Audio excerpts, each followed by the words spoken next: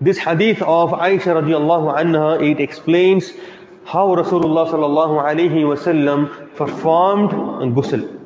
Rasulullah sallallahu alayhi wasallam ثم إذا اغتسل من جنابة يبدأ فيغسل. Rasulullah sallallahu alayhi wasallam used to wash his hands, and before washing his hands, Rasulullah sallallahu alayhi wasallam used to do istinja. What is istinja? Cleaning the private parts. Because cleaning the private parts, when you clean the private parts, whatever the dirty things are there which are on the private parts, which will be cleaned, then you will be going further with the other process. He washes his hands, then ثم يفرغ بيمينه على شماله فيغسله. Then Rasulullah sallallahu alayhi wasallam poured water on the left hand, then he cleaned. Some of the other riwayah says Rasulullah sallallahu alayhi wasallam poured water with the right hand on the private parts, and Rasulullah sallallahu alayhi wasallam cleaned with left hand. Both are fine. So here, one of the things that we learn here is that we will not use right hand for cleaning the impurity, but we use left hand for cleaning the impurity. ثم يتوضأ ثم يأخذ الماء فيدخل أصابعه. Rasulullah sallallahu alayhi wasallam, he make wudu, complete wudu. Then he took water, ثلاث حفنات or ثلاث حصيات, whatever it is, handful of water, and he poured on the head. So when it comes to pouring on the head, the water has to reach the scalp. And 3 times you have to pour the water. Make sure that the water has reached your scalp.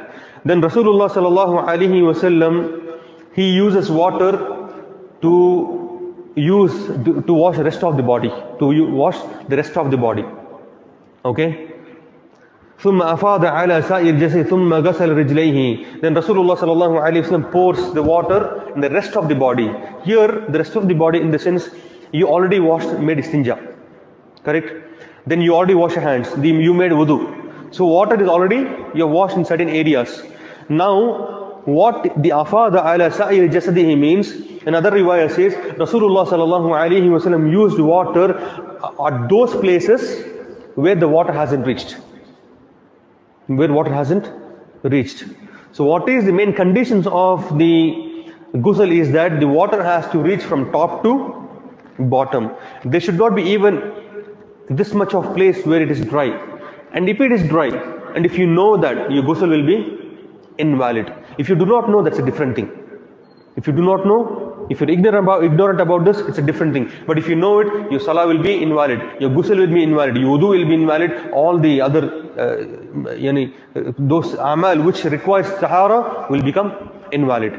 So you have to make sure that when you pour water, you wipe on your body. This is wajib. That the water has to reach every single part of the body.